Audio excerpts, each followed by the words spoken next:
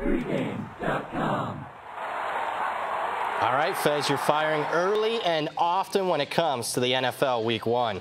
This is Brad Powers, Pregame.com studios, just off the Vegas Strip. And I know you're going to say, hey, Brad, NFL Week 1, that's more than 4 months away. But if you're looking to take advantage of the most inefficient NFL market, you got to do it early and often. And Fez, we've already done a side play as far as Week 1 goes. Here you're finding some great value on an NFL Week 1 total. Yeah, Bucs at Saints. We're going to go under the 51. It's all about the Tampa Bay offense having no edge against the Saints defense. Let's face it. You got a total in the 50s in the NFL. You've got to have two offenses that have the edge against the two defenses. I don't see any edge for the Bucs here. If you look at their underlying stats last year, the overall average yards per play in the NFL right around 5.4, and that's what we saw from the Tampa Bay offense. That's what we saw from the Saints defense. However, I expect that Saints defense, which improved significantly last year, to continue to improve. I think the Saints defense will be even better.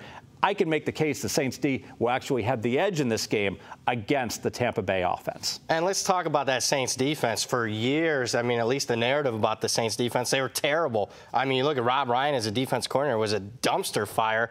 You expect New Orleans to, steady improvement under their new defense coordinator, Dennis Allen. And I thought it was going to take 2 years. Well, they gave up 454 points. It really didn't. They went down to 326 points. Tremendous improvement in the first year, and I expect even more improvement this year. And frankly, I love the way the Saints season ended on that really weird touchdown pass to Diggs in Minnesota that if he doesn't catch that pass, maybe it becomes more obvious to everyone that Saints D was really playing at a high level. But because of that one breakdown by one player, I think we're going to get some value on some Saints unders. Let's talk Tampa Bay offense. A lot of people love the big play potential of this team.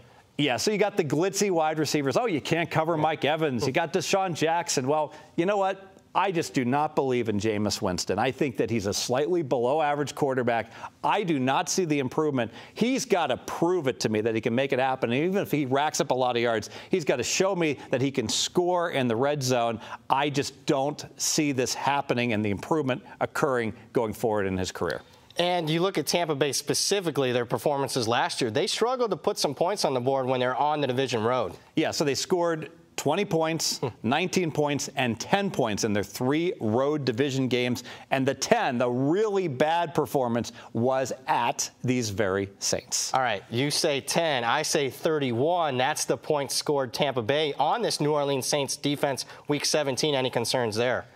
Not so much, because I know they got a lot of yards. This was a weird game. So it's 17-13. The Saints are shutting down New Orleans, on the scoreboard. And the Saints fumble a punt, and Tampa Bay runs it in to get a touchdown to get the lead. Even so, the Saints are up 24-23 with 9 seconds to play.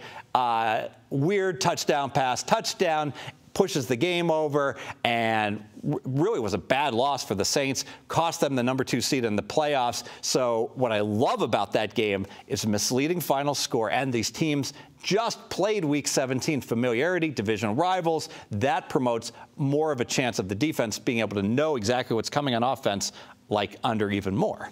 Second key factor. Second key factor here is the lower scoring of NFL Week 1. Little wise guy hidden secret. Weeks 1 and Week 2, frankly, are lower scoring typically.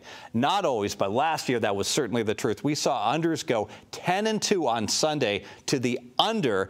If you just played across the board, you did great. And frankly, the games that were lined high, you didn't come close to reaching their 50-point totals. And really, to get a 50-plus point total in Week 1, you have to have 2 great offenses and 2 really bad defenses, correct? Exactly. And, I've spent all this time breaking down why I think the Tampa Bay offense is going to struggle to go past 20. But it's no lock that the New Orleans offense is going to be as good as last year, where they're number 1 in the NFL. Drew Brees could show a little age. The Tampa Bay defense could certainly improve as well. But even forecasting the Saints to get 30 points, which is optimistic, I still don't get this total going over. All right, Fez, I love that you're firing early. You got a winner here. Let's make it official. Let's make it official. The Tampa Bay offense will struggle to score. They are an average offense facing an improving Saints defense that may well be the better squad.